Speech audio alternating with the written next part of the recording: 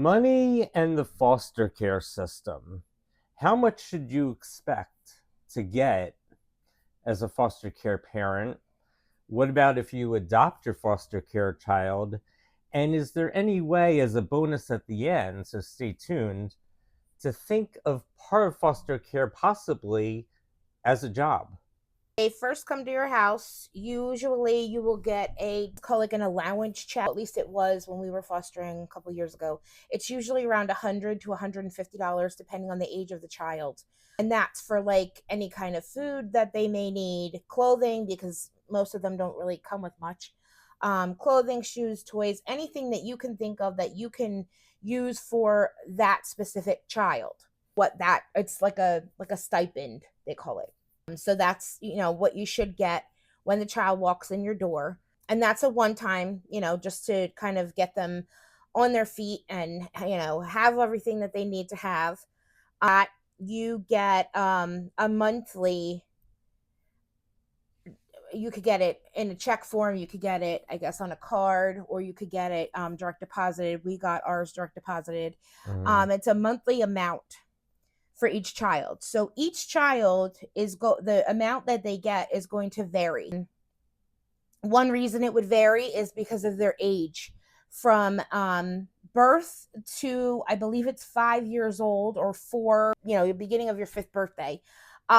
It's about, I want to say, well, at least it was, which I don't think it's changed much in New Jersey. We were getting about like $380 a month.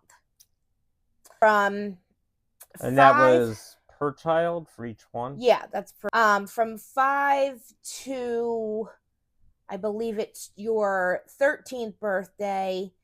I believe it goes up like another maybe $50 to $75 for, each month between 5 and 13. And then from 13 to 18, there's another boost. I'm not sure how much that is, because we haven't gotten there yet. So the age of the child is one reason why it would vary. The needs of the child. They also do it based on acuity. So like if they just have a problem with speech, that's not going to make your acuity go up. But if the child has like cerebral palsy, feeding tube, has any kind of mental health issue, extra need, you can request that their acuity level go up, which that requires speaking to your caseworker. Usually they want paperwork from the doctor, because they try to act like nothing's wrong and everything's fine with the kid. So if you can get in a good relationship with the doctor, have it be your consistent doctor that you deal with, that understands that you're dealing with kids fostering to adopt or just fostering, and understand your situation, they would be willing to usually help you with whatever paperwork that you would need to get for any kind of issue that the child's having to give to DCP&P, or whatever your unit is called in your state. That is basically the only reason. Well, then if it's more severe, like the more severe, if the child's in a wheelchair and they have a permanent disability, or they have autism, or they have something where it's not going away, then they can be, if paperwork can be filled out there, and that could be where they could be bumped up to the highest acuity level, which again, are you talking, do you think that would like double the No. amount? Because it would, those severe problems, you're going to have, I would think, a much harder time having people accept them in. No. No? No. Okay. One of our children just got diagnosed with autism, but he also has reactive attachment disorder, which is something that we will have to do an episode on. You will hear a lot about it, but you will be told that it's not really a thing, which it is. So I was able to get his acuity level up to the highest level when he was 5 years old, because of this, being a mental health issue, and something that is not going to change, and something that is very difficult to deal with. Right. That they figure the acuity is like how many times a month you have to take the child to the doctors. Do you have to do any medical or mental health or any kind of extra help for the child in the home. That's how they figure out whether you meet the acuity requirements or not to have it bumped up. Now, when I say acuity and have it bumped up, I think How would you define? Because our oldest, he was were you? Yeah. only bumped up like Sorry. maybe $100 more a month when he was at the highest acuity level for his mental health issue. Can we help define? Because that's not a word I know necessarily. Acuity. Could we define? It's like if you were to make a stair chart, like make it look like steps. The lowest would be a child that is perfectly fine, having no issues whatsoever, just needs normal care, potty training, if it's a baby, normal type of a situation. Next level up might be a child that has a sleeping disorder, where you have to stay up with them and during the night or whatever because they don't sleep. So that's putting more on you. So that could be something that the doctor could write for and have you get extra money for that. And then it goes all the way up to like severe issues where like it's a syndrome or it's some kind of something where it's not like if you have a child that has both legs amputated, obviously they're going to be in a wheelchair for the rest of their life. You're not changing that. They're going to require extra care. They may get to the point where they even need like an in-home nurse or something like that. So the more care that you have to provide physically or mentally for the child is how they figure out the acuity. And that's just like steps up on the stairs. And other things with money. There's something called in-kind payments, which are payments but for things like daycare, healthcare, maybe what they used to call food stamps. What's provided for the children, and maybe in addition to if it's things at the supermarket, family, by the state as well for someone who takes in a foster child. Well, that's where it becomes kind of like it's as much as you want to try to get from the state. In New Jersey, the children come with a insurance. That's their medical, that's their dental, that's their vision, all in one card. That is what DCP&P will provide. That and the monthly stipend. That is it. DCP&P provides nothing else. You have to go through to the state to find out like what you can get. Most of the children in New Jersey, at least when they become school age, they can be accepted into like a food program, like a school lunch program where they get free lunch. So that way, that's provided for them through the state.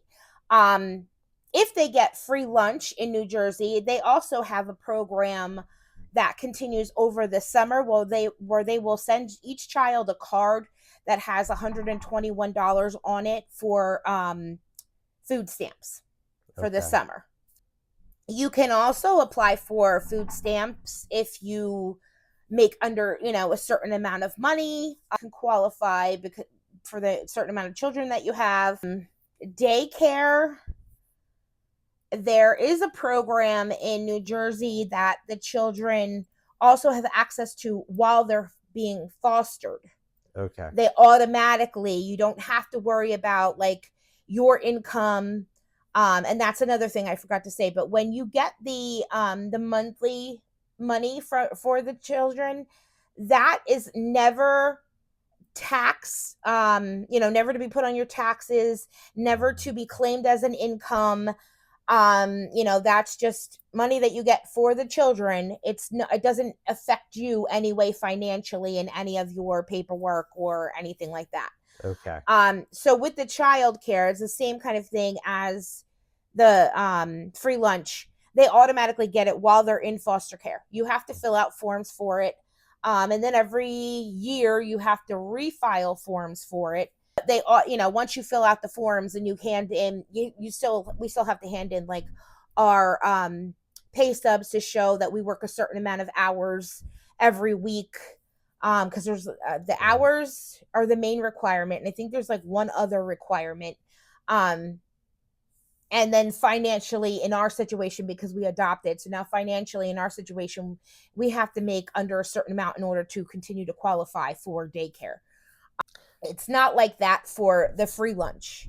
The free lunch, you fill out paperwork every single year for it, Uh-huh. but they end up getting it anyway, continuing even through adoption. So in our situation, and we've adopted 3 foster children who are our legal children. They're our children now. Your kids, that they're yours. Does it all end? Does it end for some and not others? How does it work on taxes when what about the money situation there? Okay, so for the tax situation, most people do not know this either, but you can claim the children on your taxes if they've been in your home for 6 months or more in the state of New Jersey. Every state has their own requirements, so you need to check on that. I know some states you cannot claim them when you're fostering, but of course you can claim them after adoption. So definitely check on that. Um, the only thing that possibly could happen, and usually does happen, the parents legally they're not supposed to claim them on their taxes if they haven't been with them for 6 months or more, but a lot of times they Mm, will. What happens then is you have to end up filing extra paperwork to fight it. Now that's up to you. You can legally show that by the statements that you're getting showing that you get paid every month for the child. You could get a letter from your DCP&P caseworker and supervisor stating that. You also get a certificate when the child comes into your home, so that way you're able to take them like to the hospital or whatever if there's an emergency, saying that you're the guardian. So with those items you can fight it. It's just up to you whether you want to fight it. Just be aware, if you do fight it, then they hold your taxes until they figure it all out. So you will not get your tax refund the whole entire time until they settle it. Um, as you adopt the right. children, you can continue then to claim your taxes. Now, the issue that we had with taxes with children after they were adopted, we had to change every single one of our children's social security numbers. I know a Mm, lot of states they do not want to do it. Some states will not do it, but that is very very important to have their social security numbers changed. Again, it's a process. You get an application, you fill it out, you explain why you want your child's social security number change, and all you really have to say is that you've had issues in the past with the parents using their social security number. You don't have to have proof of that at all. You just have to bring in, I believe it's a physical, like a form that you have to get from Social Security, their physical form that has to be filled out by the doctor. Your adoption papers, the child's birth certificate. Now, when I say birth certificate, I don't mean the original, I mean the one that you get after the child is adopted. So, of course, you have to wait a couple of months for all that paperwork to come back to you. And you need, I don't know if I said, but you need your adoption papers. And then like your license, and I believe your social security number. And you can go into the social security office, you can get their social security number changed. That has been the best thing that I have ever done, because last year we literally had to wait the entire year to get our tax refund.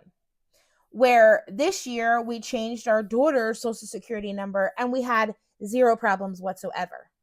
So that's a big deal getting the social security number changed for tax purposes. Well, also Because because if the because why? The parent may still try to claim them? yes, they're claiming them. That's what's happening. They're claiming them on their taxes Mm, illegally. And if you let them do that, they're going to continue to do that. mm, And also on the other end, you don't know if they have the child social security number, they could be putting, credit cards on their social security number. Like they could be, doing all kinds of things. And then when your child turns 18, now they have to go back and fight all of this stuff. They shouldn't have to deal with that. So if they get a new social security number, nothing is on that social security number. That your child doesn't have to fight for anything when they turn 18. There's no issues. It's kind of like, okay, done. You can also, from what our tax guy has told me, there's some kind of a block that you can put on the taxes instead of going through the social security number. But if you put that block on the taxes, it's like a code that only you would know to, verify with the IRS or with the state that this is you and you're the one claiming it, not the other person that, you don't want the biological parent to be able to claim the child. So that's, another way to do it. But that does not fix the problem of whatever they can put on your child's social security number from now until they're 18 years old. And then them having to go and deal with taking all of that off and trying to fight it. And from what I hear, a lot of times people can't get a lot of that off of their social security number. So when they turn 18, they're stuck paying all this debt. They're stuck trying to figure out all this stuff. And it's not something that can be done, or it's not something that's easy at all to do. So that's for the taxes. What about the monthly amounts? I'm guessing that would stop when they're adopted in general. Is that correct? It depends on the situation. They have, in New Jersey, they have 5, and I don't even know what all of them are. 5 requirements that would make it so you can continue to get the stipend.